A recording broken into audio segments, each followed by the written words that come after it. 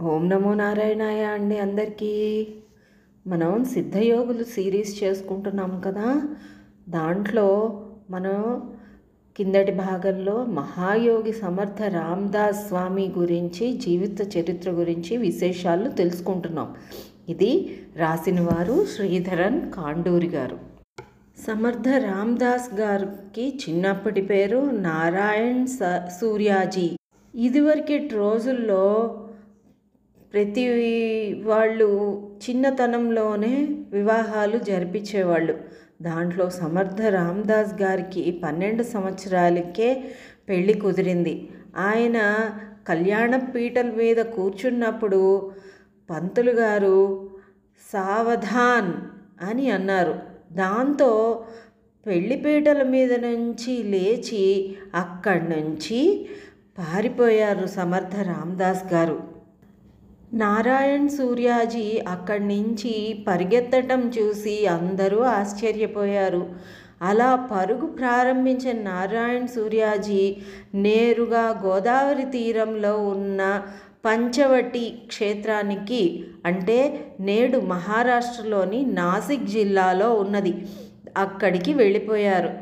త్రేతాయుగంలో తన వనవాస సమయంలో శ్రీరామచంద్రుడు సీతామహాలక్ష్మి లక్ష్మణుల వారితో ఇక్కడ 13 సంవత్సరాల పాటు కాలం గడిపారని రామాయణ గ్రంథంలో చెప్తున్నారు.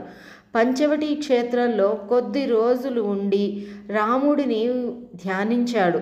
ఆ తర్వాత అక్కడి నుండి నాసిక్ పట్టణానికి దగ్గరలో ఉన్న టాక్లీ అనే గ్రామానికి చేరుకున్నారు. గోదావరి మరియు నందిని నదులు సంగమ క్షేత్రం ఈ ప్రదేశం టాక్లీ గ్రామం. ఈ ప్రాంతంలో దాదాపు 12 సంవత్సరాల పాటు కాలం గడిపారు నారాయణ్ సూర్యాజీ. అక్కడ ఉన్న సమయంలో ఆయన ప్రతిరోజు సూర్యోదయానికి ముందే నిద్రలేచి ఆపై వ్యాయామం చేసి ఆ తరువాత ఆ నదీ సంగమంలో ఛాతి వరకు నీళ్లలో దిగి ఆపై రామనామాన్ని జపిస్తూ మధ్యాహ్నం దాకా నీళ్లలోనే ఉండేవారు. ఒక విధంగా చెప్పాలంటే ఆయన జల తపస్సు చేశారన్నమాట. ఆ తరువాత ఆయన నదిలో నుంచి బయటకు వచ్చి అక్కడికి దగ్గరలో ఉన్న రామాలయానికి వెళ్ళి ఆధ్యాత్మిక గ్రంథాలను పఠించేవారు. సాయంత్రం సమయంలో ఆ ఆలయంలో జరిగే ఆధ్యాత్మిక కార్యక్రమాల్లో తాను పాల్గొనేవారు. రాత్రి సమయంలో ఆ ఆలయంలో జరిగే రామ భజనను ఎంతో ప్రీతితో ఆలకించేవారు. బాగా రాత్రి అయిన తరువాత శ్రీరాముని తలుచుకొని నిద్రలోకి జారుకునేవారు.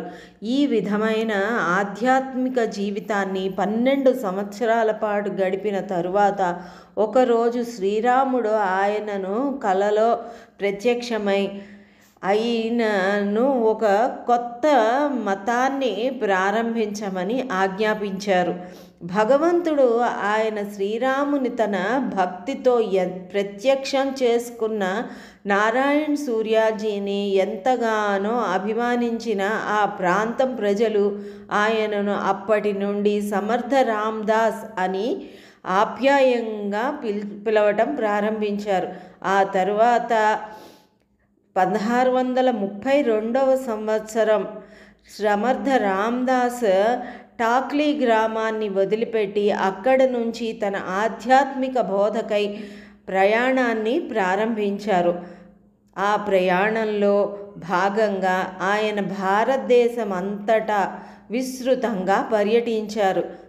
దేశంలో ప్రజల్ని పట్టుకు పీడిస్తున్న కరువు కాటకాలను అంచనా వేశారు. భారతదేశంలోని హైందవ ప్రజల్ని ఇస్లాం మతంలోకి మారమని వేధిస్తున్న ఇస్లాం మత దురాక్రమణదారుల్ని పరిశీలించారు. ఈ ప్రతికూల పరిస్థితుల వల్ల ప్రజలలో ఆత్మవిశ్వాసం నశించింది. ప్రజలు ప్రతి దానికి విధి వ్రాత మీద, అదృష్టం మీద ఆధారపడే బలహీన స్థితికి చేరుకున్నారు. ఇలాంటి పరిస్థితుల్లో ఉన్న ప్రజల్ని ఉద్ధరించడానికి నిర్ణయించుకున్న సమర్థ రామదాస్ భగవంతుడైన హనుమంతునిపై విశ్వాసం ఉంచి మానవులు తమ ధర్మాన్ని సమర్థవంతంగా నిర్వహించాలని, అప్పుడే వారి జీవితంలో వెలుగు వస్తుందని, సంపదలు వస్తాయని సమర్థ రామదాస్ ప్రబోధించారు. ఆ తరువాత ఆయన గ్రామాన హనుమంతుడి ఆలయాలను నిర్మింపచేశారు. శ్రీరామనవమి ఉత్సవాలు హైందవ జాతి ప్రజల సామూహికంగా జరుపుకునే ఉత్సవాలుగా మార్చారు. గ్రామీణ ప్రాంతాలలో ఉండే యువకులకు శారీరక బలం యొక్క ప్రాధాన్యతను తెలియజేసి వారి చేత క్రమం తప్పకుండా వ్యాయామాలు చేయించేవారు. బలం ఉన్నవారు మాత్రమే తన శత్రువుని ఎదుర్కొని ఓడించగలరను. ఈనాడు మన ప్రజలపై బలవంతులైన ఇస్లాం దురాక్రమణవాదులు దాడులు చేస్తున్నారు. వాళ్ళ దుర్మార్గాన్ని ఎదుర్కోవాలంటే మనం కూడా శారీరకంగా బలంగా ఉండాలి అని సమర్థ రామదాస్ ఆనాటి భారతీయ యువకుల్ని ఉత్తేజపరిచారు.